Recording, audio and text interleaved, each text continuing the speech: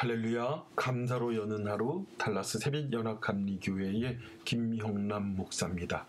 오늘도 하나님께서 감사한 하루, 좋은 하루를 우리에게 주셨습니다. 오늘 함께 나누실 하나님의 말씀은 마가복음 5장 32절에서 43절까지의 말씀입니다. 제가 봉독하여 올립니다. 예수께서 이 일을 행한 여자를 보려고 둘러보시니 여자가 자기에게 이루어지는 일을 알고 두려워하며 떨며 와서 그 앞에 엎드려 모든 사실을 여쭈니 예수께서 이르시되 딸아 내 믿음이 너를 구원하였으니 평안히 가라 내 병에서 놓여 건강할지어다. 아직 예수께서 말씀하실 때에 회당장의 집에서 사람들이 와서 회당장에게 이르시되 당신의 딸이 죽었나이다. 어찌하여 선생을 더 괴롭게 하나이까. 예수께서 그의 하는 말을 곁에서 들으시고 회당장에게 이르시되 두려워 말고 믿기만 하라. 두려워하지 말고 믿기만 하라 하시고 베드로와 야고보에게 야고보의 형제 요한 외에 아무도 따라옴을 허락하지 아니하시고 회당장의 집에 함께 가사 떠드는 것과 사람들이 울며 심히 통곡함을 보시고 들어가서 그들에게 이르되 너희가 어찌하여 떠들며 우느냐. 이 아이가 죽은 것이 아니라 잔다 하시니 그들이 비웃더라. 예수께서 그들을 다 내보내신 후에 아이의 부모와 또 자기와 함께한 자들을 데리시고 아이 있는 곳에 들어가사 그 아이의 손을 잡고 이르시되 달리다굼 하시니 번역하면 곧 내가 내게 말하노니 소녀야 일어나라 하시니라. 소녀가 일어나서 걸으니 나이가 12살이라. 사람들이 곧 크게 놀라거늘 예수께서 이 일을 아무도 알리지 못하게 하라고 그들을 많이 경계하시고 이에 소녀에게 먹을 것을 주라 하시니라. 아멘. 사순절 묵상. 이제 고난주간이 바로 며칠 앞으로 돌아왔습니다. 예수께서 십자가에 달리실 때에 예수님께서 붙잡혀 가실 때에 제자들은 많이 두려워하였습니다. 우리의 인생에 두렵고 초조하고 떨리는 일들이 얼마나 많습니까?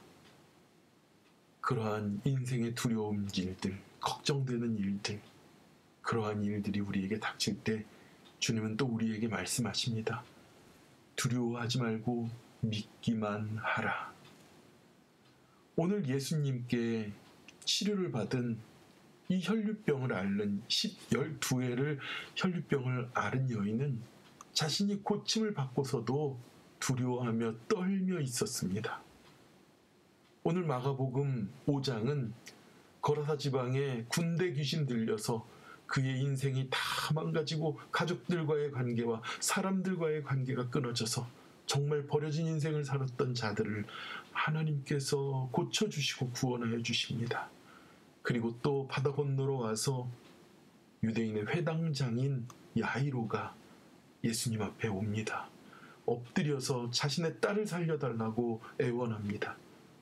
유대인의 회당은 신앙 공동체의 장이고 또 유대인들의 신앙을 가르치는 교육의 장이었고 또 유대의 질서를 이루는 정치의 장이었습니다. 그곳의 회당장은 매우 권세가 높은 자입니다. 그러나 그는 자신 딸이 죽게 되자 예수님을 찾아옵니다. 자신 앞에 놓인 현실의 두려움, 그리고 초조함, 그리고 그런 두려운 엄습함으로 인하여 예수님 앞에 나왔습니다. 그리고 예수님을 이끌고 자신의 집으로 가던 중에 12해 혈루증을 앓은 여인이 예수님의 옷자락을 잡는 순간 나음을 입습니다. 그리고 마침내 회당장의 집에 이르렀을 때 이미 이르기도 전에 사람들이 찾아와서 아이가 이미 죽었으니 선생님을 그냥 놓아주라고 말합니다. 그러나 예수님께서는 그를 데리고 아이가 있는 집으로 갑니다. 이미 회당장의 집에는요, 아이가 죽었다고 생각하고 사람들이 떠들며 심히 울고 통곡을 합니다. 두려워하고 그들의 앞 닥친 그 현실과 괴로움으로 인하여 몸부림치고 있었습니다. 그러나 예수님께서는 그런 두려움과 그런 고통 가운데 있는 자들에게 두려워하지 말고 믿기만 하라고 말합니다. 바로 무엇입니까? 예수님께서 능히 살릴 수 있기 때문에 그렇습니다. 하나님은 능히 그 죽음의 고통을 이기게 하실 수 있기 때문에 그런 것입니다. 우리가 이따금 드라마에 보면은 자주 나오는 소재가 아주 사고를 심하게 치는 망나니 아들이 나옵니다. 그 망나니 아들의 부모는 유력한 정치인이든지 재벌이든지 상당한 힘이 있는 자의 자녀로 나옵니다. 그리고 그는 하나도 두려워하는 모습이 없이 오히려 드라마에서 이런 말을 하죠. 내가 누군지 알아? 우리 아버지가 누군지 알아? 자신이 저지른 커다란 악행이나 악한 현실 앞에서 전혀 두려워하지 않습니다. 바로 자기가 믿는 뒷배가 너무도 크기 때문에 전혀 두려워하지 않는 것이죠. 하지만 사필 규정, 그러한 자들도 반드시 정의의 심판을 받고 두려운 만큼 그들이 감당해야 될 죗값을 치르는 모습을 보게 됩니다.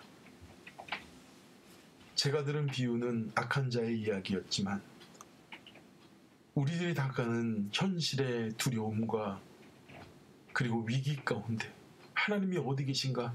하나님이, 내가 믿는 하나님이 있다면 나에게 이런 두려움이 다가올 수 있는가? 초조하고 떨고 있는 우리들의 모습 앞에 예수님은 오늘도 우리에게 말씀하실 겁니다. 두려워하지 말라. 너희 아버지가 하나님이시다. 너희들이 믿는 자가 죽음의 권세를 이긴 예수님이다.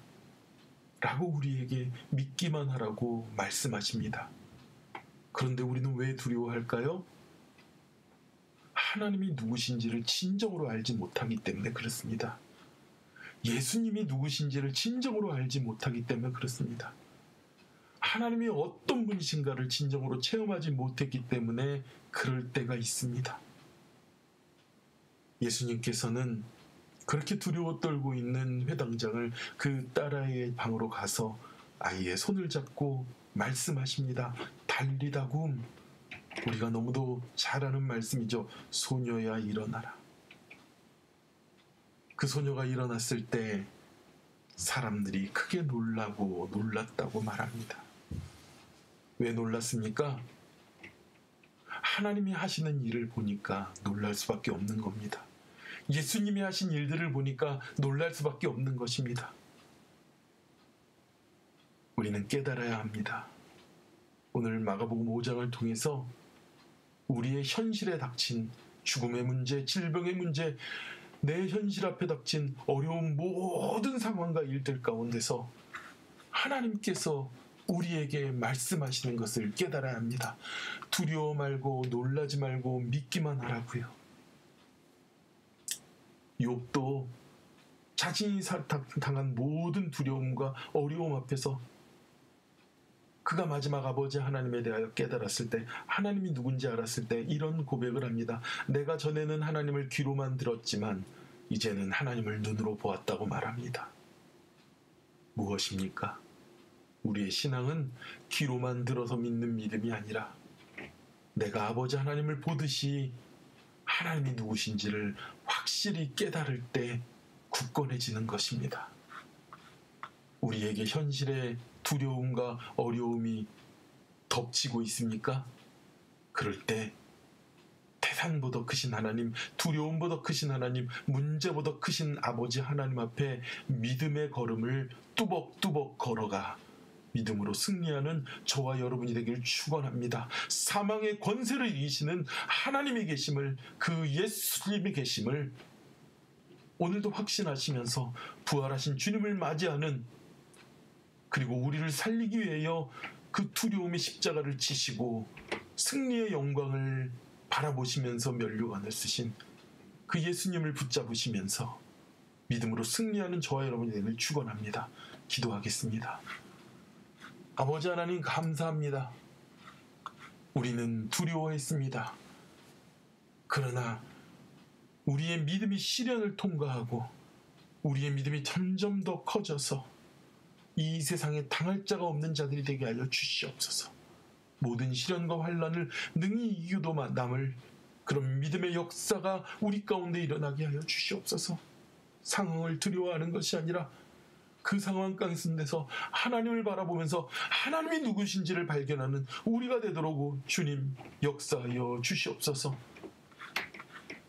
우리의 문제 가운데 승리케 하시는 예수 그리스도 이름으로 기도드렸사옵나이다. 아멘. 오늘도 두려움 앞에, 모든 상황 앞에 믿음으로 뚜벅뚜벅 걸어가며 주님의 은혜로 승리하는 저와 여러분 되기를 축원합니다. 기도하겠습니다.